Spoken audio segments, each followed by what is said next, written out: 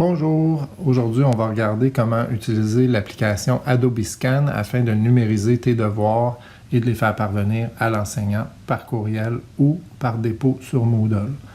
Alors l'application Adobe Scan est une application gratuite que tu peux te procurer soit dans le Google Play Store ou dans le Store de Apple sur les iPads ou sur le téléphone cellulaire.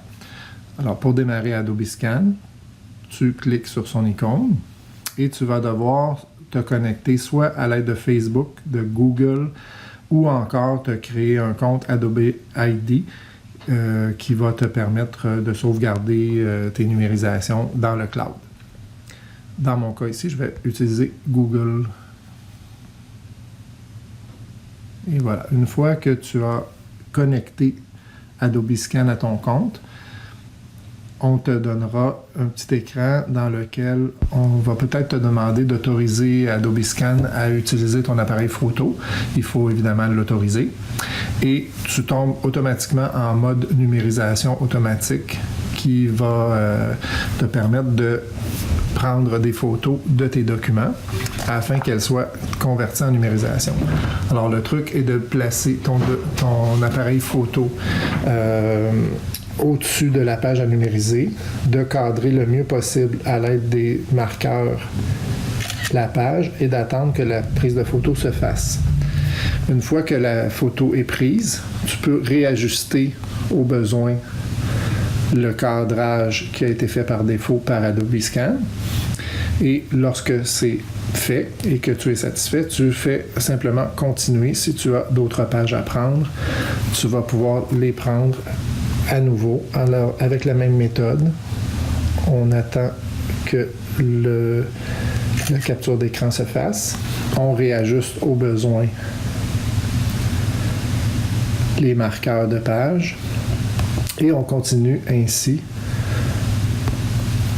jusqu'à temps d'avoir toutes les pages que tu désires faire parvenir à ton enseignant comme devoir. Une fois que toutes tes copies de pages sont faites,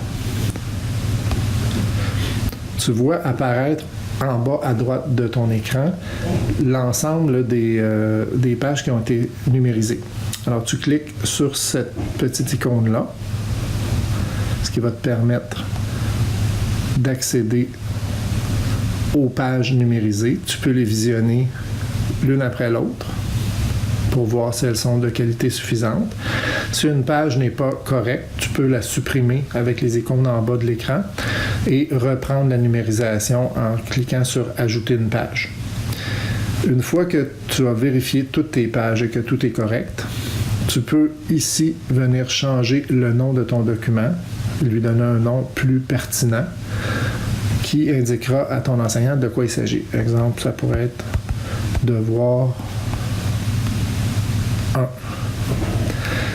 Lorsque c'est fait, tu cliques sur « Enregistrer le PDF », ce qui va faire en sorte que toutes les pages qui ont été numérisées vont être formatées ensemble en un seul document au format PDF, qui est le format requis pour transmettre ton devoir à l'enseignant, qui va lui permettre de faire la correction numérique de ton texte.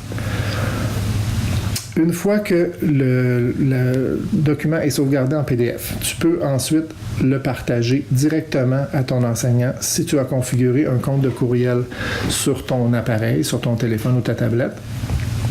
Pour faire ça, on va cliquer sur « Partager la numérisation » et idéalement, il faut faire partager une copie et non pas partager le lien ou juste email parce que sinon, ça envoie seulement un lien et des fois, dans certains cas, on peut avoir de la difficulté à l'ouvrir. Alors, on fait partager une copie et on va demander de le partager via l'application de courriel de ton téléphone ou de ta tablette.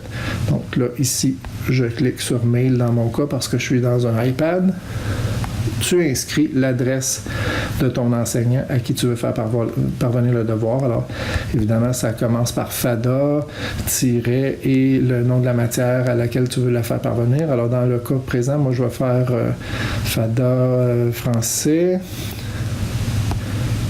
Est-ce que je l'ai? Oui, je l'ai dans ma liste, donc je vais la prendre simplement dans ma liste. Tu mets un objet pour indiquer de quoi il s'agit. Alors, devoir 1. et tu peux mettre un message à ton enseignant pour lui préciser que ça vient de toi, parce que c'est sûr que si tu l'envoies avec ton téléphone, ça ne sera pas nécessairement inscrit sur ton téléphone, ton nom dans ton document. Donc, ça serait important de préciser de qui ça vient et de quoi il s'agit. Moi, je suggère de mettre ton nom, le numéro de sigle auquel tu es inscrit et le numéro de devoir, dans le fond, si tu ne l'as pas déjà fait dans l'objet. Alors voilà, ici, je vais mettre mon nom.